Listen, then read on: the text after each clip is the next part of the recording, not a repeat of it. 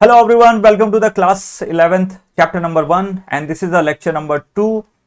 आज हम लोग पढ़ने वाले हैं सेट थ्योरी और उसका बेसिक्स पार्ट हम लोग कवर करने वाले हैं।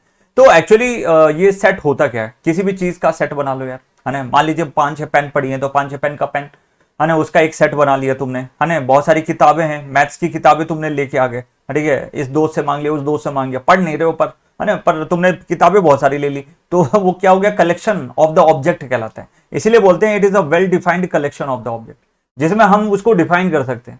अच्छा, मान लो 5 लड़कियां खड़ी हुई हैं तो हम डिफाइन कर सकते हैं ये है ना, सभी है ना लड़कियां हैं और इस क्लासरूम की लड़कियां हैं और ये सब एक साथ यहाँ पे खड़ी हुई हैं, तो हम एक कलेक्शन है ना डिफाइन कर सकते हैं। इसीलिए बोला जाता है these are the well defined collection of the object, yeah, and you can say these are the distinct from each other, distinct from each other। ठीक है, ये ध्यान रखना, ये बहुत इंपॉर्टेंट लैंग्वेज है भाई साहब, ठीक है। और ये एक्चुअली जो है प्रपोज जो किया गया था, it is actually propose by the German mathematician. एक मैथमेटिशियन चचा थे एंड मैथमेटिशियन चचा ने यहां पे उन्होंने क्या किया भाई साहब, कुछ डिफाइन किया सेट थ्योरी के लिए, जो आपके लिए बहुत ही इंपॉर्टेंट बना आगे की अंडरस्टैंडिंग के लिए।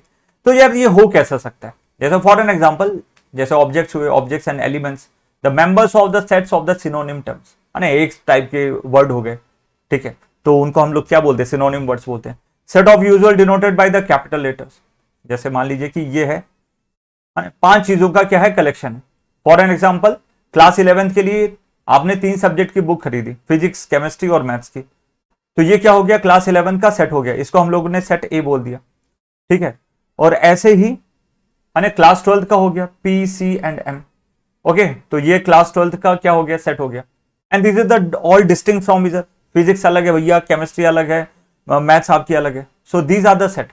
और हमेशा आप देखोगे कि इन सबको हम किससे रिप्रेजेंट कर रहे हैं, capital A and capital B से रिप्रेजेंट कर रहे हैं। बट एक चीज आप हमेशा याद रखना, इनके अंदर होने वाले ये जितने भी एलिमेंट्स है वो कैपिटल में नहीं लिखे जाएंगे भाई साहब, ये किस में लिखे जाएंगे, ये आपके small P, small C, small M, small P, इसको P1 C1 M1 बोल देते हैं, इसको P2 C2 और स्मॉल M2 बोल देते हैं। तो कहने का मतलब है ये जो स्मॉल लेटर्स है यहां पे लिखे गए हैं, ये सब क्या कहलाते हैं, आपके एलिमेंट्स कहलाते हैं, है ना। तो कभी भी एलिमेंट्स को डिनोट करने के लिए स्मॉल लेटर्स का हम लोग यूज करेंगे, एंड पूरे सेट को रिप्रेजेंट करने के लिए हम कैपिटल लेटर्स का यूज करते हैं, ठीक। तो इस तरीके से डिनोशन होता है। अब मान लीजिए कि आप चाहते हो कि है ना, जो सेट ए में है आपके तीन सब्जेक्ट है, जैसे P1 हो गया, C1 हो गया और M1 हो गया, तो ये किससे बिलोंग करते हैं, these are belongs to A, set A. तो इसको हम लोग इस तरह के भी लिख सकते हैं, इतना सारा लिखने की बजाय small a belongs to capital A, है ना। तो ए मतलब सेट कैपिटल ए का जो एलिमेंट है वो P1 C1 और M1 है, ठीक है। ऐसे बेटा इसको आप लोग डिफाइन कर सकते हो। मान लो सेट नंबर जो बी है वो आपके क्लास 12th की जो बुक्स है उनको बताता है, तो यार ऐसा समझो इसको P2 C2 M2। अब हो सकता है यार बहुत सारे कलेक्शन हो, 10-15 थोड़ा ना लिखना बैठ जाओगे, so you have to write accordingly.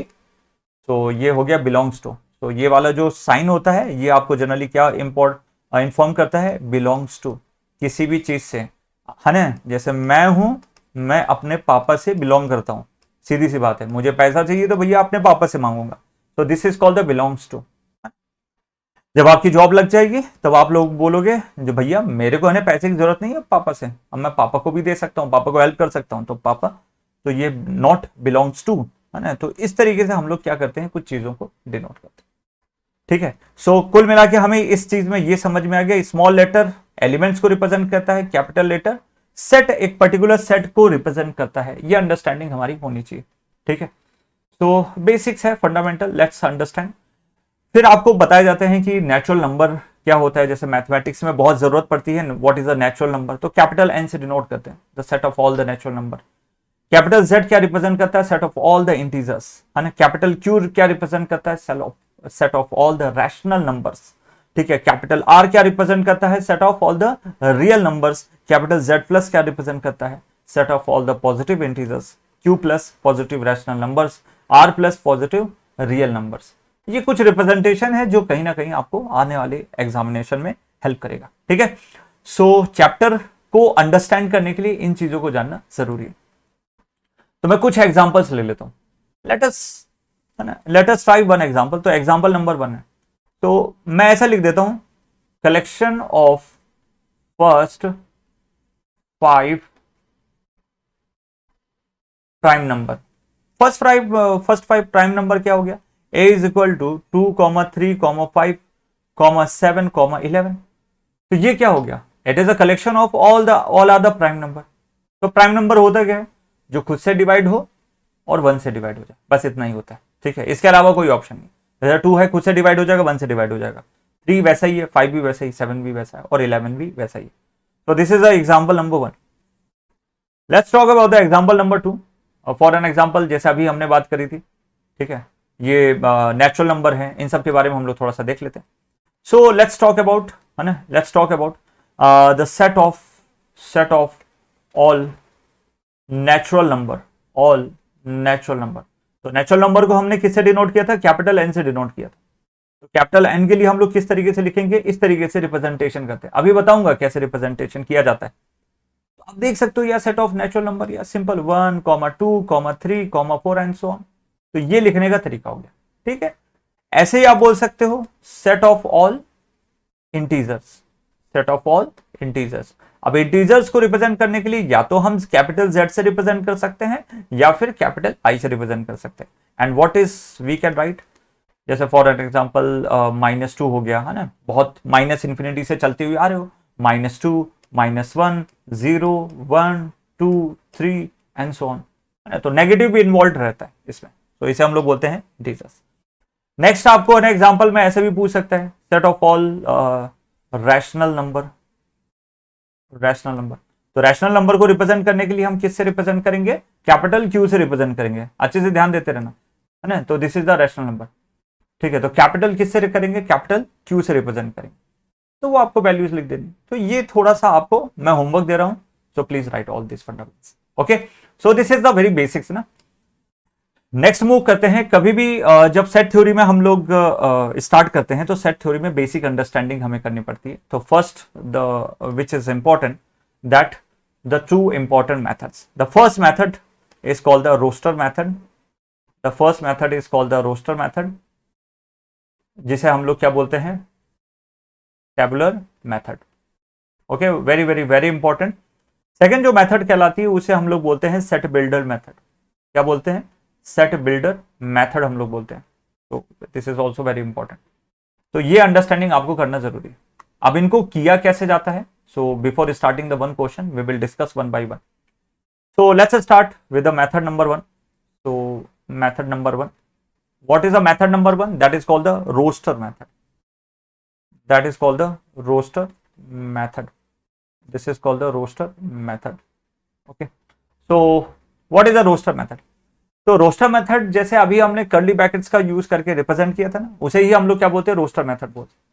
पर लैंग्वेज में कैसे डिफाइन करेंगे, it is a set of या collection of all the elements which are listed and separated by commas and separated by commas। तो कॉमा से हम लोग क्या करते हैं, सेपरेट करते हैं।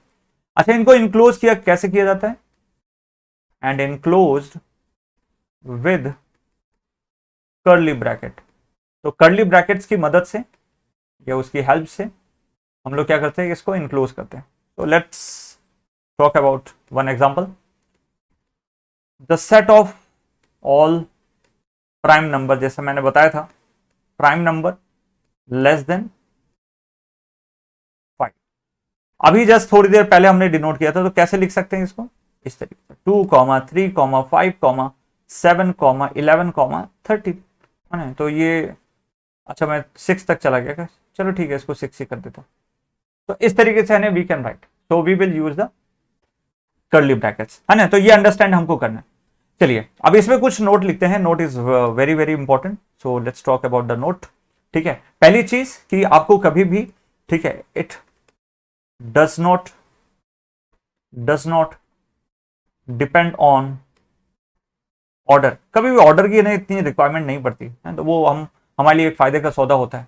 ठीक है, सेकेंड चीज है रिपीटेड जो फंडामेंटल हम लोग यूज करते हैं, रिपीटेड कोई वैल्यूज आ गई, ठीक है, तो यहां पे कोई रिपीटेड वैल्यूज आपको देखने को नहीं मिलेगी। तो लिख सकते हैं do not have any repeated elements. याद रहेगा सर, इसका एग्जांपल बता देंगे थोड़ा क्लियर हो जाएगा। जैसे फॉर एन एग्जांपल SCHOOL, अब इसमें देख सकते हो O है 2 बार आ रहा है, यदि A 2 बार आ रहा है तो मैं यदि सेट थ्योरी में लिखूंगा तो कैसे लिखूंगा, let's talk about the curly bracket. इसमें क्या हो जाएगा, S हो जाएगा, C हो जाएगा, H हो जाएगा, O हो जाएगा, L हो जाएगा।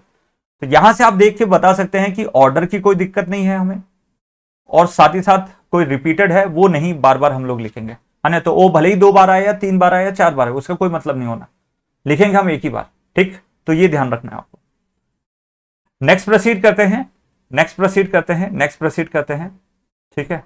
सेकंड मेथड जिसे हम लोग बोल देंगे set builder method, set builder method. अरे ये भी बहुत आसान है, आराम से समझ सकते हो, बेसिक अंडरस्टैंडिंग हर एक बच्चा कर सकता है इससे related.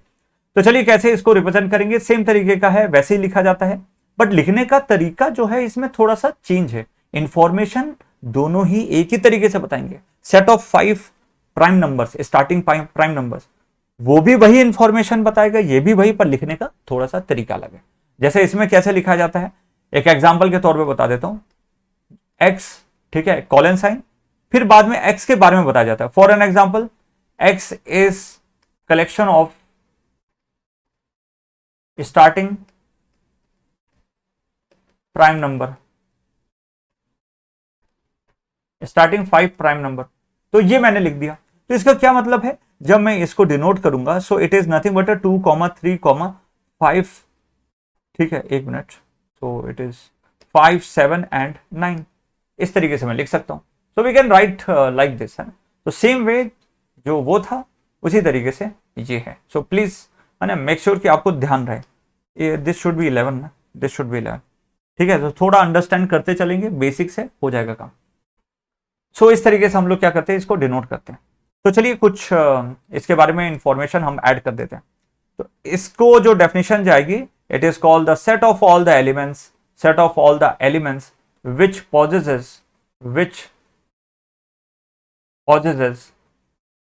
a single common property, single common property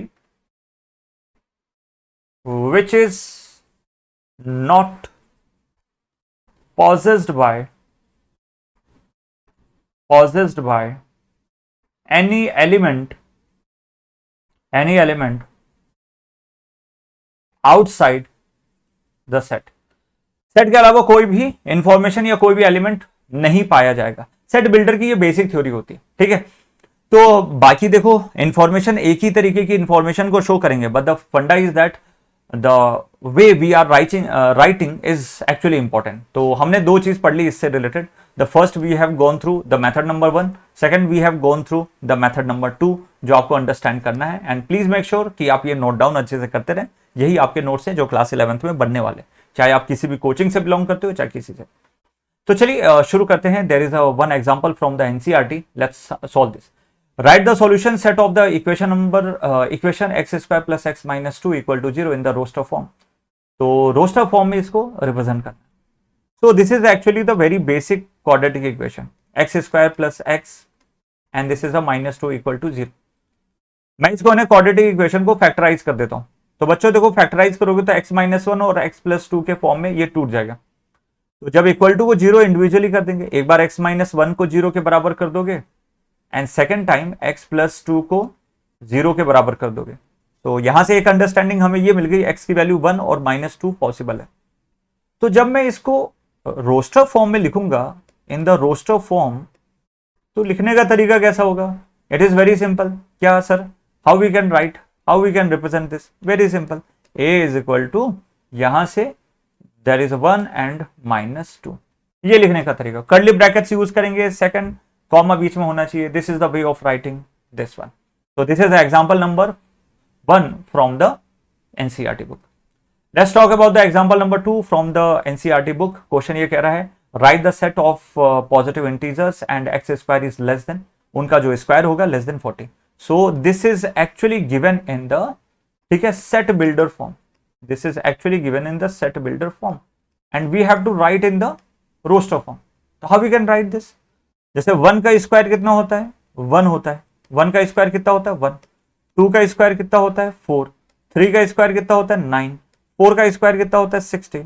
5 का स्क्वायर कितना होता है बच्चे? 25. एंड 6 का स्क्वायर कितना होता है? 36. ये सभी जो वैल्यूज हैं, दीज आर एक्चुअली रिप्रेजेंटिंग कि भैया इनका स्क्वायर 40 से कम है. तो मैं जब लिखूंगा तो कैपिटल है, मतलब कि एक पर्टिकुलर सेट को रिप्रेजेंट कर रहा है. सेकंड, यहां पे 1, 2, 3, 4, 5, 6 इस तरीके से हम रिप्रेजेंट कर सकते हैं. So I think you have got the fundamental. So this is all about the lecture number 1.